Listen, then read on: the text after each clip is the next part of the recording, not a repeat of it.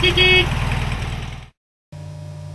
guys, Chris again from ClassicVWBugs.com, and in this tip I'm going to talk to you about you've purchased your car on eBay, you got your car in, and it's a lemon, and what do you do? This is basically continuing off from the last video I was speaking about when it comes to buying and finalizing your bid and your price through the internet. Most of my cars, like I said, are bought through eBay. Just because I like the buyer protection policy that they have, and I have some sort of a recourse if, God forbid, something happens. Now, this topic is basically about now, you just bought your bug, you got it in, it's shipped in. What do you do? eBay will not cover you very much when it comes to rust issues. So if the guy said that there was no rust, and you get the car and you find rust, they're really not going to back you up that much to it. It all depends. If it's structurally and the car is basically falling apart, is not safe to drive, they'll probably back you up. But what they will back you up for certain on is engine. So if you get the car in and the guy said that there was a brand new engine or a rebuilt engine, or the car runs great, and then you get it in and it smokes, it pops out of gear, it won't stay on, it won't idle, maybe there's a knock in the engine or whatever it is, eBay will at least back you up on that. Now here's what you have to do. Once you get the car in, you basically have, from the moment from the auction ended, you basically have a month now to file a claim, God forbid something is wrong with the car.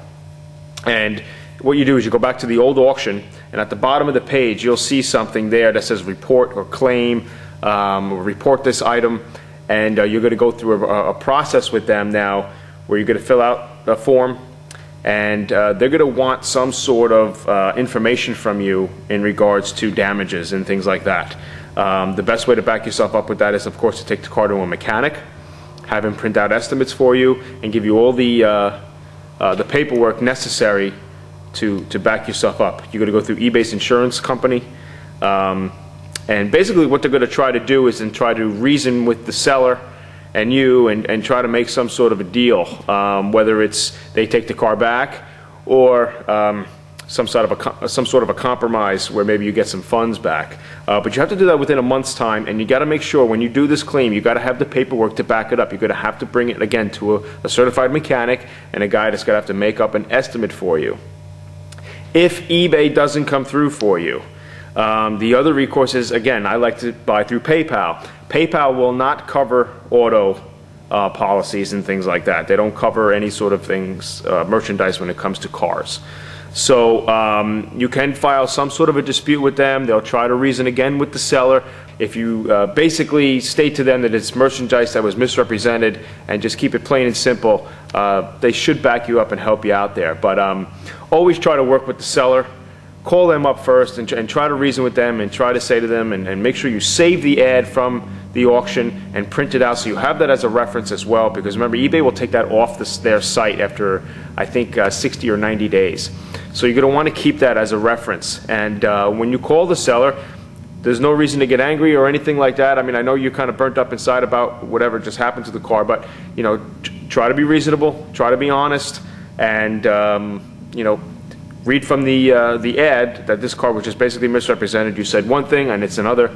If the guy gives you a hard time and hangs up the phone, that's when I would just right then and there go through the eBay process, and hopefully you're successful with that. You can't report claims all the time. I think eBay gives you once every 6 months you can report something like that. So anyways, that's just an addition to the last video I did on finalizing your bid or your price on a car, buying online. Now it's when you finally get a car that's a lemon, and what you have to do to get yourself maybe out of the deal. So, all right, if you have any questions on this topic, Chris at ClassicVWBugs.com, or my website, www.classicvwbugs.com. Take care.